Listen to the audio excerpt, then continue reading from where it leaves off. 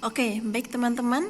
Ini adalah data dari eksperimen konsentrasi, yaitu di mana teman-teman saya minta untuk menyebutkan atau membaca kata-kata yang dimana kata-kata itu memiliki warna yang berbeda-beda. Tugas teman-teman adalah membaca katanya, bukan warnanya ya, menyebutkan katanya, bukan menyebutkan warnanya. Nah, perintah pertama adalah saya minta teman-teman untuk menuliskan jawaban benarnya.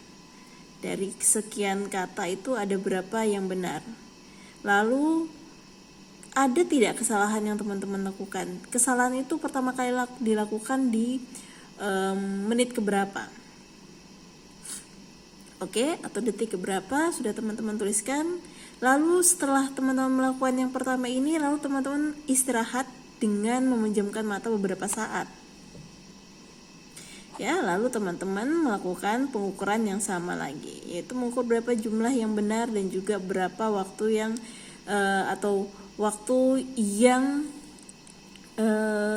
teman-teman temukan kesalahan pertama. Ya, oke. Tadi di beberapa tugas atau di beberapa tabel ini itu ada yang tidak terisi, yaitu teman-teman yang menuliskan tidak ada kesalahan atau tidak terjadi kesalahan. Seharusnya teman-teman menuliskannya dengan waktu yang teman-teman butuhkan untuk mengerjakannya, tapi tidak ditulis. Oke, tidak apa-apa, tapi akhirnya keputusannya adalah saya samakan ya antara yang pertama kedua. Oke, beberapa tadi juga sudah ada, ini sudah saya rapikan datanya.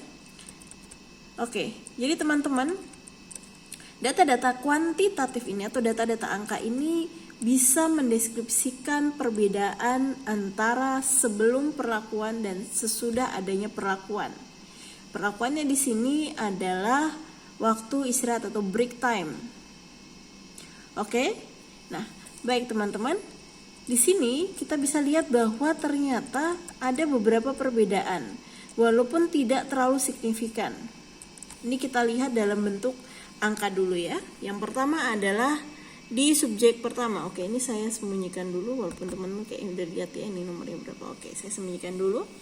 Oke, di subjek pertama di sini dilihat bahwa sebelum perlakuan atau sebelum adanya break time, waktu yang jawaban dia yang benar hanya 7. Setelah break time ternyata meningkat menjadi 12. Berarti untuk subjek pertama ini kita bisa mengatakan atau bisa mendeskripsikan bahwa istirahat atau break time itu memberikan pengaruh terhadap konsentrasinya. Konsentrasinya ternyata lebih meningkat atau jawaban benarnya ini lebih meningkat. Ya, berarti ada pengaruhnya break time itu, meningkatkan jawaban benar. Juga di subjek yang kedua, di sini awalnya dia benar hanya 8, setelah break time dia jadi bisa 10. Oke.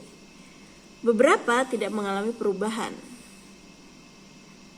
Nah, berapa secara signifikan walaupun hanya meningkat 1 poin, tapi ternyata di sini kelihatan bahwa ada peningkatan. Tadinya benar 11, lalu benar 12. Oke. Rata-rata semua mengalami peningkatan kecuali di 1 orang ini. Ya. Di awal dia benar 12, tapi setelah break time ternyata jadi 11. Oke, saya pull ke bawah. Nah, tapi pada umumnya atau sebagian besar dari partisipan eksperimen ini menunjukkan peningkatan sesudah adanya perlakuan. Jadi teman-teman sebenarnya ketika melakukan eksperimen, teman-teman bisa melihat perubahannya tidak harus dengan menggunakan SPSS, yaitu dengan mendeskripsikan angka dengan cara membandingkan. Ya, itu yang pertama. Kita juga bisa membandingkan data yang berikutnya, itu data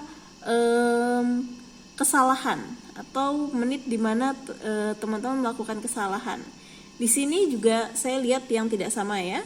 Nih, di sini ini seharusnya mungkin di detik 01 ya. Oke, seperti ini mungkin. Oke. Di awal dia sudah melakukan kesalahan, tapi setelah break time ternyata kesalahan itu terjadi lagi, tapi di waktu atau durasi yang lebih lama. berarti ini menunjukkan berarti konsentrasinya itu lebih panjang setelah istirahat. Berikutnya, nih ya, ternyata kalau di sini dia lebih panjang, tapi setelah break time dia lebih cepat melakukan kesalahan. Kalau dilihat dari durasi konsentrasinya, ya, kalau dilihat dari durasi konsentrasinya, ternyata ada beberapa tidak terlalu mempengaruhi. Ya, tidak mempengaruhi tapi bukannya meningkatkan, malah menurunkan di beberapa subjek ya. Ini awalnya 12 ini 11, awalnya dia di detik ke 18 dia baru melakukan kesalahan, tapi ternyata di sesudah break time kesalahannya berubah atau lebih cepat munculnya. Tapi most all atau kebanyakan kesalahan itu terjadi durasinya lebih lama dibandingkan durasi sebelumnya. Ini bisa menunjukkan bahwa konsentrasi sesudah waktu istirahat itu lebih meningkat waktunya, atau durasi konsentrasinya itu lebih panjang ketika sesudah istirahat. Oke, dari sini sudah paham? Oke, saya putus dulu. Sudah ini kita akan lihat bagaimana caranya menampilkan data-data ini di dalam bentuk diagram, sehingga ketika membaca angka kita tidak harus membandingkannya satu persatu seperti ini, mendampingannya, tapi cukup melihat gambarnya. Oke, saya hentikan dulu.